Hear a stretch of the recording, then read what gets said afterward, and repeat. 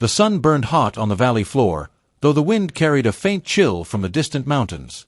It was a land of contrast, rolling green hills cut by rocky ridges, forests thick with animals, and a silver river that wound like a snake through the heart of the earth. For generations, this valley had been home to a tribe of people who lived as one family. It was not an easy life. Food was never guaranteed, storms struck without warning, and sickness could sweep through the tribe like fire through dry grass. But the people endured because they had each other. Alone, a man or woman would not last long against the teeth of wolves or the hunger of winter. Together, they formed a shield stronger than bone or stone. Every day began before the sun had fully risen. The hunters stretched their muscles, gripped their spears, and prepared to track game through the forests. They were lean and quick, their bodies hardened by years of running across the wild terrain. Beside them, the women prepared baskets, ready to gather roots, berries, and herbs. Children were taught to carry small loads of water or firewood, learning early that survival was not the work of one but of all. The fire was always kept alive. Even when the tribe moved camp, embers were carried carefully in clay pots wrapped with moss to keep them glowing. Fire was life, heat against the cold, light against the dark, protection against the beasts. It was the heart of the tribe, and its survival was as important as the survival of any person. That morning, the hunters set out. Among them was Torok, the chief, a man of great shoulders and steady eyes. He carried a spear tipped with sharpened flint, its shaft polished by years of use. He led with calm strength, his voice rarely raised, yet his presence commanded respect. At his side ran his daughter, Nera, still young but eager to prove herself. They tracked deer prints through the damp earth, moving silently through the tall grass. Birds rose in flocks, startled by their presence, and the air smelled of pine and wet soil. Hours passed before they caught sight of their quarry, a small herd grazing near the edge of the forest. The hunters fanned out, hearts pounding, knowing that one mistake could mean hunger for the whole tribe. The chase was swift. Spears flew, feet thundered, and the deer scattered like wind-blown leaves. When it was over, one lay still upon the ground, its life ended by their skill and teamwork. The hunters bowed their heads, giving thanks not only for the kill but for the spirit of the animal itself. To take life was never done lightly. It was an exchange, a bond between the people and the land. Meanwhile, back in the valley, the women gathered.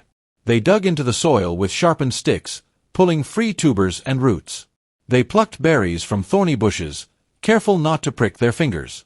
They filled baskets with wild onions, garlic leaves, and herbs whose scents promised both flavor and medicine. Children followed close, learning by imitation, sometimes slowing the pace with questions or laughter, but always included. By midday, smoke rose once again from the fire pit. Stones were arranged in a circle, clay pots set upon them, and water from the river poured in. Herbs were crushed between stones, their fragrance filling the air. Soon, the first strips of venison were added, mixing with roots and berries in a stew that would feed every hungry mouth. The fire crackled louder as the sun lowered. One by one, the hunters returned from the forest, carrying their prize on a wooden frame. Their arrival was met with cheers, for it meant another day of survival. The deer was laid near the fire, and the women worked quickly, skinning and preparing the meat, each cut precise and practiced. As twilight painted the sky in shades of purple and gold, the tribe began to gather. The circle around the fire grew larger with every passing moment. Elders shuffled forward, leaning on sticks carved from oak. Mothers settled with infants on their laps, soothing them with soft humming. Children ran in restless circles until their fathers called them close. The flames leapt higher, throwing light on every face. Shadows danced across the rocks, making the valley feel alive with spirits. The fire was no longer just heat or light, it was memory. Around it, stories were told, lessons were passed down, and bonds were woven tighter than sinew. That night, as the food cooked and the scent of herbs and venison filled the air, Doran, the oldest of them all, raised his voice. His hair was white, his skin lined with age, but his spirit was sharp as flint. "Remember," he said, "we are not only flesh and bone. We are fire. The wolves fear us not because we are many, but because we are one. Alone, the night would swallow us. Together, we are stronger than the dark." The children listened wide-eyed, their faces glowing in the firelight. The words would remain in their minds long after they had grown, just as they had lived in Doran's memory from his youth.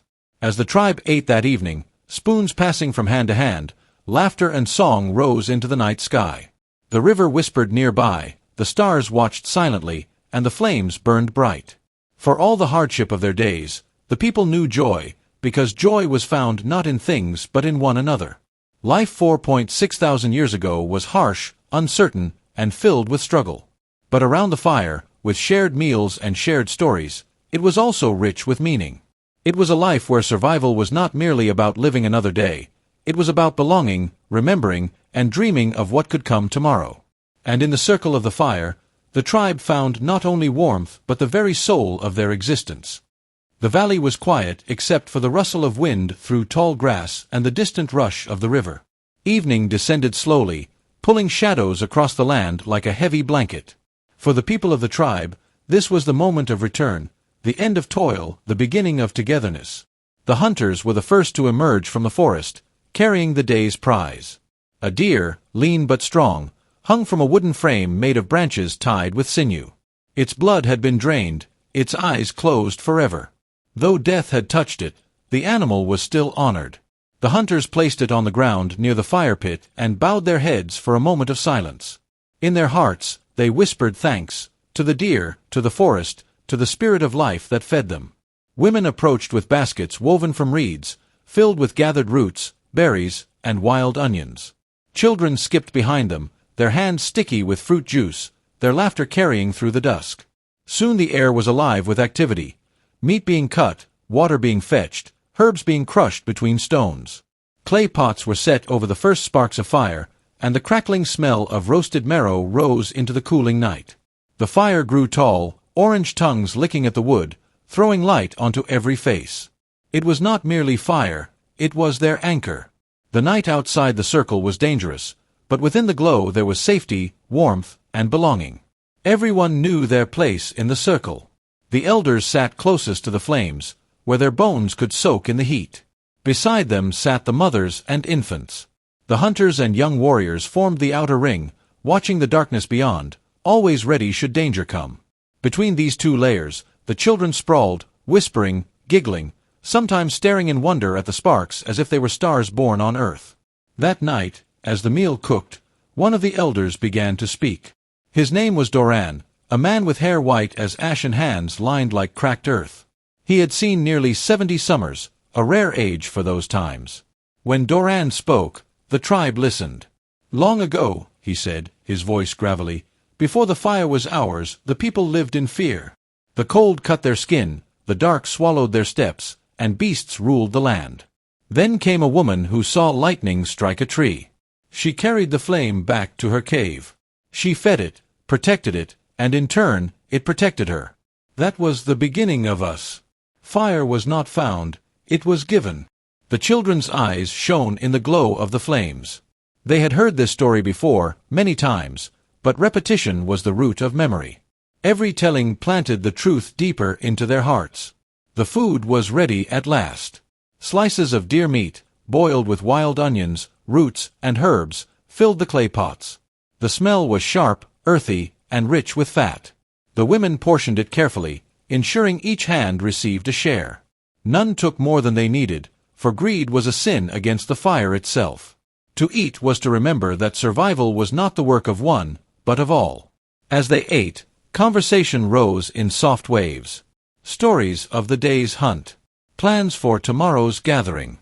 Warnings of bear tracks spotted near the river. Laughter at a child's clumsy imitation of his father's spear throw. Around the fire, the tribe was not only surviving, they were living. Then came the songs. First, the women lifted their voices, weaving notes together like strands of rope. Their song was of planting, hands pressing seeds into earth, rain falling, sun rising.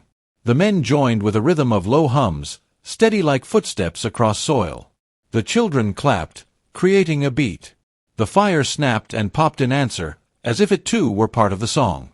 Music filled the valley, rising into the sky where the stars now shone bright. For a little while, the tribe forgot the wolves beyond the dark, the hunger that often shadowed their days, the sickness that sometimes stole their young. In that circle of sound and flame, they were whole. But the night was never without its reminder of danger. From the edge of the firelight came a sound, low, throaty, unmistakable. The growl of a wolf. The circle froze. Hands tightened on spears. Children were pulled closer to their mothers. The fire burned strong, but eyes glowed just beyond its reach. One wolf became two, then three, shadows shifting in the tall grass. The chief, a man named Torok, stood. He was broad-shouldered, his face painted with ash from the fire. He raised his spear high and spoke so that all could hear. "Fire is our shield. As long as it lives, no beast will enter." With deliberate steps, he moved closer to the flames and thrust a branch into the heart of the fire until it caught. The burning wood hissed and roared, spitting sparks into the night. Torok lifted it high, the torch blazing in his grip. The wolves snarled, their eyes flickering like coals. But the fire's fury was stronger. One by one, they melted into the darkness, defeated without a battle. The circle breathed again. Children exhaled, mothers wiped sweat from their brows, and men lowered their spears. The fire had done what it always did. It guarded them, it kept them one. Torok placed the burning branch back into the pit. He looked around the circle, his voice softer now. "Never forget. We are not many. We are not strong alone. But together, around this fire, we are more than flesh and bone. We are a tribe. The fire is our heart, and we are its blood." Silence followed. Not of fear, but of reverence. The fire crackled, steady and alive. Above, the stars wheeled in their eternal dance. And within the circle, bonds deepened, as strong as the flames themselves. That night, as the people lay beside one another, warmed by both fire and kinship, no one doubted the truth. Survival was hard, but shared life was powerful. The fire was not only heat. It was memory, song, strength, and love. And as long as the fire burned, so too would the tribe. Dawn crept slowly over the valley, painting the sky in strokes of pale pink and gold. The fire had burned through the night, its embers still glowing faintly in the pit. A few hunters fed it with small sticks, coaxing the flame back to life, while the rest of the tribe stirred from their mats of woven reeds and animal skins. Morning was always a time of quiet. The children rubbed sleep from their eyes, the women stretched stiff arms, and the men prepared for the day's labor. But after a night of fear and song, the tribe felt bound even closer together. The wolves had come, and the fire had turned them away. That victory lived in every heart. Nira, the chief's daughter, carried a clay bowl to the river. She bent low to scoop water, her reflection rippling in the current. The river was life itself, drink, food, and the path by which they understood the world. Sometimes she wondered if the river knew their names, if it carried their voices downstream to people they had never met. As she returned, her grandmother called her over.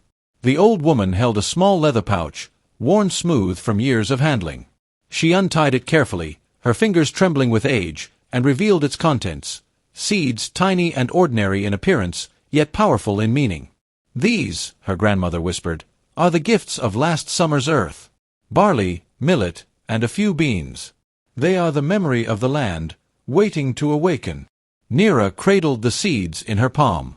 They looked fragile, almost useless compared to the strength of a spear or the edge of a stone blade. Yet she understood, they were more powerful than either. They carried the promise of food not for today, but for tomorrow. That day, while some hunters prepared for another journey into the forest, a different group of the tribe went with Nira and her grandmother to the edge of the valley. There, the soil had been cleared weeks before. The people knelt together, pressing seeds into the ground with their fingertips. Children helped, giggling as they tried to mimic their elders. The soil was warm, the air carried the scent of grass and distant rain, and hope stirred like a heartbeat. Planting was more than labor. It was ritual. With every seed pushed into the earth, a prayer was whispered, for sun, for rain, for patience. They knew the harvest might not come, that storms or pests could destroy their work. But still they planted. To plant was to believe in the future. At midday, the hunters returned with a wild goat. Its horns curved like the crescent moon, its body strong with muscle. The tribe cheered, for meat was a gift that meant strength for all. The goat's bones would later be carved into tools, its hide into clothing, its sinew into string. Nothing would be wasted. That evening, when the fire blazed again, the tribe gathered as always. But this night was different. It was the end of the season of cold, the beginning of warmth. It was a night of decision, for change was stirring among them. Chief Torok rose, his broad frame outlined by the flames. He looked around the circle, at the elders, at the hunters, at the children who would carry their memory forward. His voice was deep, steady. "We have lived as our fathers lived," he began, "moving with the seasons, following the herds, taking what the forest gave. This has kept us alive. But we have also planted. We have begun to stay. The land answers us when we ask it for food. The fire guards us when the night grows dangerous. Together, we have seen that to share is to endure." The circle was silent, every ear bent to his words. "We stand between two lives," Torok continued. "The life of wandering and the life of staying. One is known, the other is not. But if we choose to stay, to build, to plant, then our children's children will not hunger as we have. They will have walls and roofs, and fields that belong to them." Some of the elders shifted uneasily. Change was not easy. The life of wandering had been theirs for countless generations. To stay in one place seemed both daring and dangerous. What if the land betrayed them? What if enemies found them? But then Doran, the oldest among them, lifted his voice. "The fire was once unknown. Yet we took it into our circle, and now it is our life. These seeds are the same. If we guard them, if we tend them, they will guard us in return." Murmurs of agreement spread around the circle. The decision was not made in one voice but in many. And so, with the fire as witness, the tribe agreed they would no longer wander endlessly. They would remain in the valley, planting, harvesting, and shaping the earth into a home. The rest of the night was filled with song and dance. The hunters stamped their feet in rhythm, the women clapped, the children spun in circles, their laughter mixing with the crackle of the fire. Smoke rose into the starry sky, carrying their joy to the heavens. Later, as the flames burned low and the tribe settled into quiet, Nira sat with her grandmother again. "Will the seeds grow?" she asked softly. "They will," her grandmother replied, her eyes bright with certainty. "But more than the seeds in the soil, it is the seed in our people that has begun to grow. The seed of staying. The seed of becoming something greater than wanderers." Nira touched her chest where the warmth of the fire seemed to live inside her. She did not fully understand, but she felt it, the change, the hope, the beginning of something new. The fire flickered, the tribe slept, and the seeds rested beneath the soil. And in that valley, 4.6 thousand years ago, humanity's future began to take root, not in a single act, but in the bonds of people, in the meals shared around the fire, and in the courage to dream of tomorrow. If you enjoyed this story, don't forget to like, subscribe, and hit the bell for more epic adventures.